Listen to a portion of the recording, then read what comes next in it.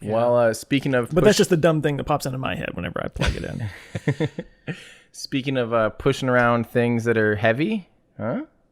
No? Okay. We're not even trying. Nope, there's no attempt. Got no idea. Up next. Yeah, blah, blah, blah. Last week, right basically when we ended, I was watching the serial number 3 Starship be pressurized and filled while we were filming last Thursday.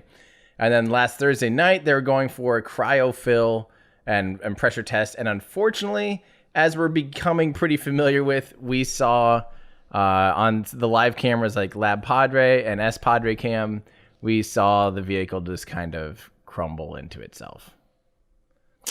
Wah, wah. Another Starship prototype bites the dust. So Elon, what is happening here? I wonder what's going to happen today as we're recording. Yeah, seriously. Well, yeah, and the production numbers literally came out 5 minutes after we recorded last week. Yeah, yep. But the thing is, and I feel like I just might as well make a tape recording of myself. We'll go back to cassette tapes as we've been talking about. Might as well just make a recording of me saying this. These are just like, I mean, they're getting more and more high fidelity and more high quality prototypes, but like they're making these every 2 or 3 weeks. And yes, there's going to be failures. And that's the whole thing. I'm talking about this whole long video that I'm working on. And yes, guys, I still am working on it. Don't shoot me. But about how that philosophy allows them to have failures like this. You know, it's the Soviet Union way of doing things. Like back in the day, the design bureau was just like, build it and test it. I don't care if it breaks. If it breaks, we'll know what failed and then we know what to make better, you know? And that's literally what we're seeing them do. They're building, testing, and failing. And that's okay in the constraints that they're building in. And we did find out what was wrong. Elon said we will see a data review saying in the morning they think it was a test configuration mistake. And then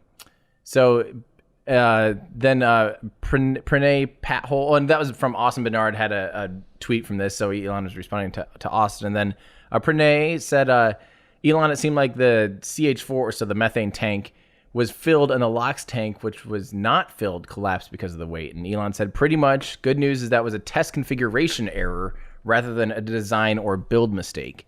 Not enough pressure in the LOX tank, and the LOX tank ullage is actually how I think you're supposed, I don't know, ullage, whatever, to maintain stability with a heavy load in the hydrogen in the methalox tank. This was done with they pressurize these with liquid nitrogen. And I said, what keeps a pressurized rocket safe from decompression like that? Is there a way to have redundancy on valves without adding more failure points? Because, you know, it's like you imagine if you have a bunch of valves, right? And as like a redundancy, like, but what if one of those leaks? Like the more valves you add, the more chances you have for valves to leak, you know? So how do you add something like a valve to make it redundant when you need it to keep pressure, but you also need to make sure it bleeds? Like, is one the best thing? Because then it's like you have lower chances of that one failing. You know what I mean? Because if any of them leak, it leads to the same depressurization.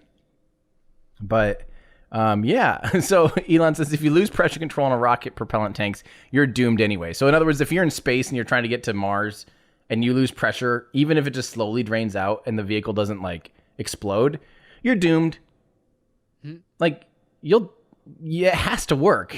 So he said you might as well go all in. In other words, like you have to nail this. And he said there are redundant pressure control valves. It's a new system, and serial number 3 was simply commanded wrong. Rockets are hard. Interesting. So yeah, so did the test? Maybe I'm oversimplifying it, but if I'm thinking, okay, let's design this test. Okay, cool. How will it work when it's actually on the launch pad and ready to go? Let's do it like that. Is there more to it than that? Is it like, oh, well, you know, because of this type of thing, we're testing it this way, and is it harder to come up with this test configuration than just saying, do it how it should be done? Well, I think some of it is like that it's literally new valves, like new types of cryo valves that they're using on these, like that they've never used before, and they might have a slightly different way that they program. And you know, a lot of these valves, they need to purge with nitrogen and do some of these things that make them so they work. So there's so many little things that go into just simply like the command line of open valve or closed valve. Like it's like do this because when you're dealing with cryogenic temperatures too, metals start to do some really weird things, you know? So it might be something like, open this, close this, heat on, heat off, these weird like procedures. And all it takes is a command line wrong in that entire fill up process that would allow one of the valves to leak or something like that, and then depressurize. And because the top tank was filled, because don't forget that whole vehicle, even though it looks like one giant cylindrical body, there's two separate tanks in there. There's what will be the liquid oxygen tank, and there's what will be the liquid methane tank. And so the liquid oxygen tank was filled with liquid nitrogen, and the bottom tank was empty. And all of a sudden, it needs to be filled and pressurized in order to maintain, you know, holding hundreds of tons of fuel. So bye-bye seal number 3. They are going to be reusing some parts of it. Luckily, the whole bottom thrust structure, you know, all that thrust puck looks like it's been throughout the past week has been kind of like cut back down. All the scrap removed from it. It looks like they're hoping to reuse a lot of parts from that. You know, these aren't like huge setbacks. This in SpaceX world, this is maybe 3 weeks, you know. So it's not well, like, and it's to be expected. Like this is why you do it. We do definitely want to see it fly. Yeah. Hey, so sort of on the same topic, but going forward into the future quite a bit. I saw somebody ask a question somewhere, and I did not know the answer to this. But so it's got liquid methane, which is cryogenically cryonized or whatever, right? Yeah. So, Yep. How do you keep that cryogenically frozen all the way to Mars over like multiple months? Yeah, and back. And liquid oxygen too. I mean, they're both, and liquid methane and liquid oxygen are in similar. They're similar temperatures. They're pretty close to the same temperature.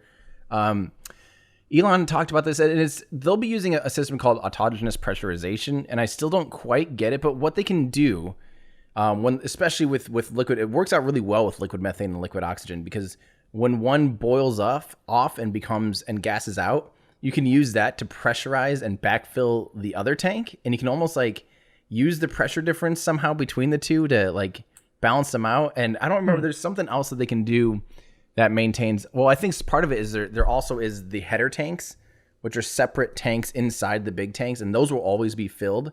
And because they're surrounded by a vacuum, it doesn't end up getting, or basically surrounded by a vacuum, it ends up like being very thermally stable. And you can maintain some of your heat flow by doing barbecue rolls on the vehicle too, so that the tanks, you know, don't end up getting like super hot. Space is weird. I don't get it at all. But heat flow is one of those things that I do not understand at all. But it sounds like outgassing and stuff like that for methane is a pretty relatively solved problem. Okay, all right. With I didn't know if like it would require a lot of energy along the way, or if because you know space is cold and empty that would be what kind of keeps it. Well, and pressure, the air pressure or whatever has a big deal or has a big impact on its state, right? From liquid to gas correct. or whatever. Pressure, yeah. The whole, I'm going to just totally butcher thermodynamics here, but it's insane that the relationship between pressure and temperature is just like, is insane. Yeah. And then temperature to heat, I always get those two things like mixed up. Like heat is the transfer of temperature. I don't know. I don't even want to speak out of my terms because that's still the stuff that I just don't even just like. That whole thing about like water boiling in different temperatures and atmospheres and whatever. So yeah. Hey, thanks for checking us out, guys. I hope you enjoyed this clip from our podcast. We do a weekly show here on YouTube, so make sure to subscribe to Our Ludicrous Future, where we discuss all the things that are going to make our future totally ludicrous. You can join us here on YouTube or at any of your favorite podcast places. Plus, if you want to get some behind-the-scenes stuff and join a cool community, you can help support the channel at patreon.com. Thanks a lot. Thanks, guys.